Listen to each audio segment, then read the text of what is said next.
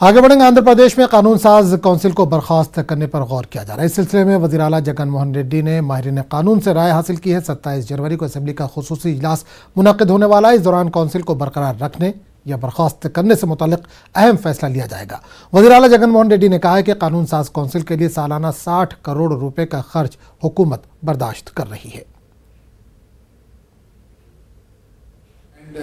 We should notice that the upper house is there to advise and guide and add to the requirements or the decisions of the lower house, which is directly elected by the people. The upper house was not envisioned, or the idea of upper house was not envisaged by the constituent assembly makers to delay or to stop or to cause obstacles to the lawmaking process. Functioning of the house itself now is under question, because here the lower house has been elected by the people in order to govern them. The upper house is to guide or advise the lower house, not to come in the way of the functioning of the lower house. So now we had a very lengthy discussion in the assembly, and the house has been adjourned to Monday. So Monday, once again, after taking a lot of inputs and a lot of opinions of various people of the assembly, we will chalk out the next course of action. और पूरे मामले पर बात करने के लिए सीधे रुख करेंगे अपने नुमाइंदे इसाक के पास, जो इस वक्त फोन लाइन के जरिए हमारे साथ जुड़े हैं।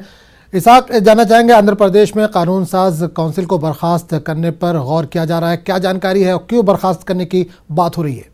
आजम, मौजूदा हालात को देखते हुए जो जगन हुकूमत ये डिसीजन ले रही है कि किसी भी हालत में काउंसिल को बर्खास्त किया जाए, काउंसिल को एबॉलिशन करे जाए। सही बोले तो हर मामले में देखा जाए तो जो अमेंडमेंट जो बिल है, CRDA के अमेंडमेंट बिल और जो फ्री कैपिटल्स वाले बिल में जिस तरह से वहाँ पे मेजॉरिटी वाले काउंसिल में PDP मेजॉरिटी है, जो वो काउंसिल जो परसों जिस तरह से रवैया इख्तियार किया है और जिस तरह से वो बिल को जो है ना सेलेक्ट कमेटी को दे दिया गया, उसके बाद जो है ना 3 महीने तक अब ये गवर्नमेंट को इस दोनों बिल को टिकना पड़ेगा।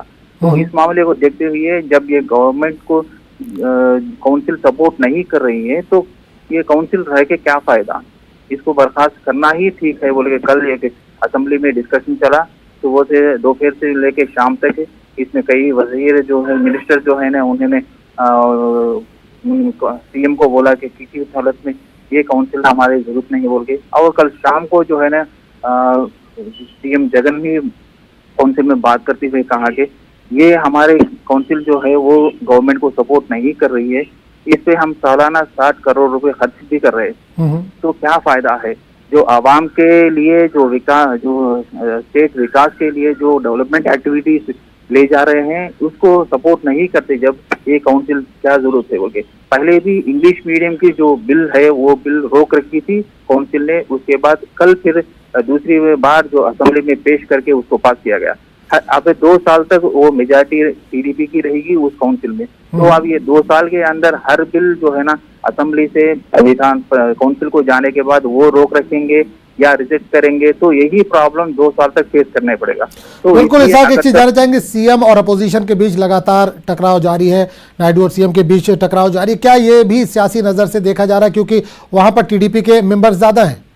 हाँ, सियासी नजर से ही देखकर ही सियासी अब TDP को कंट्रोल करना है, TDP को किसी भी हालत में कंट्रोल करना पड़ता है, ये एक ही फैसला है, ये डिसीजन लेके ही कंट्रोल कर सकते हैं, क्योंकि TDP के लीडर पूरे 32 मेंबर्स TDP के है, सिर्फ 9 मेंबर्स जो है ना YCP के है। तो इसलिए जब ज्यादा उन लोगों का है तो नारा लोकेश के साथ यनमला रामकृष्ण जो है ना वो पूरे जो है ना उन लोगों से भी वहाँ पे है, तो इस वास्ते जो TDP को अगर रोक रखना है और दूसरी तरफ जो डेवलपमेंट एक्टिविटीज बिल से वगैरह दूसरे पूरे बिना किसी झंझट के, बिना किसी रोक के अगर पास करवाना है तो सिर्फ असेंबली ही रहना, असेंबली रहे तो बस या काउंसिल रहे तो क्या मुश्किल थी बोल के सोच के ये डिसीजन लिया। अब पीर को जो है ना ये उसी असेंबली का मीटिंग बुलाया गया, जिसमें ये सुबह से शाम तक लेके उसके बाद डिसीजन लेके डायरेक्ट गवर्नर को दे देंगे। चलिए, बहुत बहुत शुक्रिया इसाक इस तमाम जानकारी के लिए।